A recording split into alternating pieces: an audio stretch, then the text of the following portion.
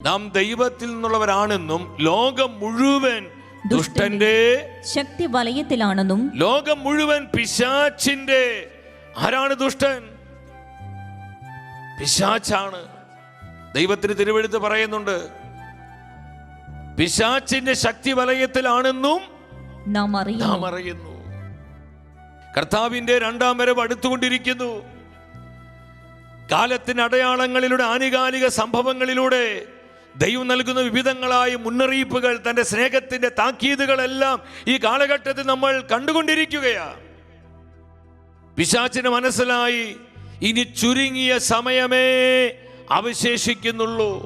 ഇതിൽ അരിശം കൊണ്ട് അനേകം ആത്മാക്കളെ നിത്യനാശത്തിലേക്ക്, നിത്യ നരകത്തിലെത്തിക്കുവാൻ ഇന്ന് പിശാച് ശക്തമായി പ്രവർത്തിച്ചു കൊണ്ടിരിക്കുകയാ. അതാണ് യോഹന്നാൻ ശ്ലീഹ പറയുന്നത്, ലോകം മുഴുവൻ ദുഷ്ടന്റെ ശക്തി വലയത്തിലാണ്, അവന്റെ പിടിയിലാണ്.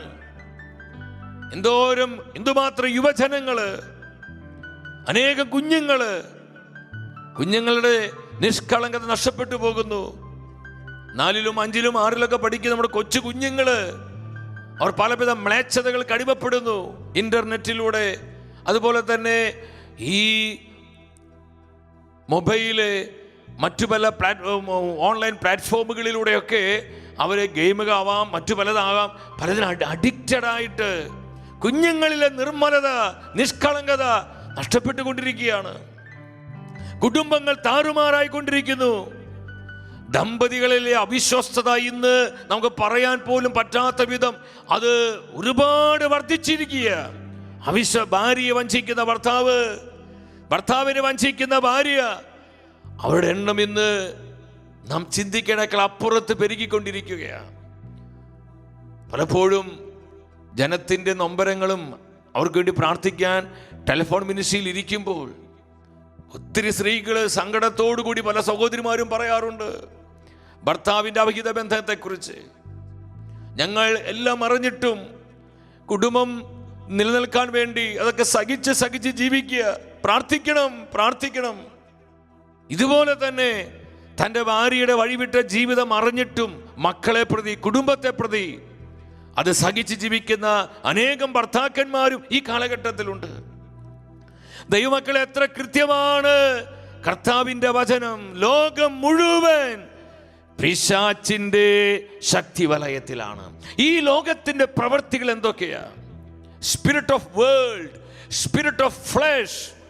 വിശുദ്ധ പൗലോസ് സഭയെ പഠിപ്പിക്കുന്നുണ്ട്, ജഡത്തിന്റെ അരൂപിയുടെ പ്രവർത്തനങ്ങള്, ലോകത്തിന്റെ ആത്മാവിന്റെ പ്രവർത്തനങ്ങള് എപ്രകാരമാണെന്ന് ദൈവത്തിന്റെ വചനം വെളിപ്പെടുത്തുന്നുണ്ട്. ഇതിന് നടുവിലാണ് നമ്മൾ ജീവിക്കുന്നത്. നമ്മൾ മനസ്സിലാക്കണം, പരിശുദ്ധാത്മാവിന്റെ സഹായമില്ലാതെ, പരിശുദ്ധാത്മാവിന്റെ അഭിഷേകമില്ലാതെ, പരിശുദ്ധാത്മാവിന്റെ ശക്തിയില്ലാതെ ഇത്രയും പാപം നിറഞ്ഞ, ദുഷിപ്പ് നിറഞ്ഞ ഈ ലോകത്തിൽ കർത്താവിന് വേണ്ടി നിലകൊള്ളാൻ, കർത്താവിന്റെ വചനമനുസരിച്ച് ജീവിക്കാൻ നമുക്ക് സാധിക്കുകയില്ല. പ്രിയപ്പെട്ടവരെ, വിശുദ്ധ പൗലോസ് ഗലാത്യ സഭയ്ക്ക് ലേഖനം 5-ാം അധ്യായം 19-ാമത്തെ വചനം, ലോകത്തിന്റെ പ്രവർത്തികള്, സ്പിരിറ്റ് ഓഫ് ഫ്ലഷ് എന്താന്ന് പറയുന്നുണ്ട്. ജഡത്തിന്റെ വ്യാപാരങ്ങൾ എല്ലാവർക്കും അറിയാം. അവ വ്യഭിചാരം, അശുദ്ധി, ദുർവൃത്തി, വിഗ്രഹാരാധന. ഇതാണ് ഇന്ന് ലോകത്തിൽ നാം സംഭവിച്ചുകൊണ്ടിരിക്കുന്നത്. മഹാമാരിയും പകർച്ചവ്യാധിയും കോവിഡും പ്രകൃതിക്ഷോഭങ്ങളൊക്കെ ലോകത്തിൽ ഒരുപാട് പ്രതിസന്ധികൾ സൃഷ്ടിക്കുമ്പോഴും ഈ അവസ്ഥകൾക്കൊന്നും ഒരു മാറ്റം വരുന്നില്ല എന്നല്ല, ഇതെല്ലാം വർദ്ധിച്ച് വരികയാണ്.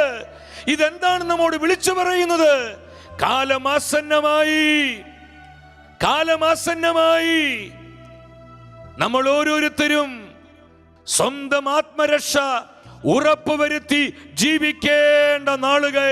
ഹല്ലേലൂയ, കർത്താവിനെ മാത്രം നോക്കിക്കൊണ്ട് ജീവിക്കേണ്ട നാളുകൾ, ദൈവാശ്രയത്വത്തിന്റെ നാളുകളാണിത്. ജീസസ്. പ്രാർത്ഥനയുടെയും പരിത്യാഗത്തിന്റെയും ദിനങ്ങളിലൂടെ നമ്മൾ കടന്നു പോകുന്നത്. ദൈവ കരുണയുടെ നാളുകൾ അത് അവസാനിക്കാൻ പോകുന്നു. ദൈവനീതിയുടെ കാലഘട്ടത്തിലേക്ക് നമ്മൾ പ്രവേശിക്കാൻ ഒരുങ്ങുന്നു. അതിൻ്റെ ഒരു ക്ലൈമാക്സിലെത്തി നിൽക്കുന്നത്. അതുകൊണ്ട് കരുണയ്ക്ക് വേണ്ടി ധാരാളം നമ്മൾ ചങ്ക് പൊട്ടി പ്രാർത്ഥിക്കണം. ദൈവ കരുണയ്ക്ക് വേണ്ടി നിലവിളിച്ച് പ്രാർത്ഥിക്കണം. ഈശോയേ, കർത്താവിൻ്റെ കരുണയ ഈ ലോകത്തെ പൊതിയുവാൻ, ശുദ്ധീകരിക്കുവാൻ, മാറ്റുവാൻ, രൂപാന്തരപ്പെടുത്തുവാൻ കർത്താവിൻ്റെ കൃപയോട് സഹകരിച്ച് പ്രാർത്ഥിക്കണം എൻ്റെ സഹോദരി സഹോദരങ്ങളെ.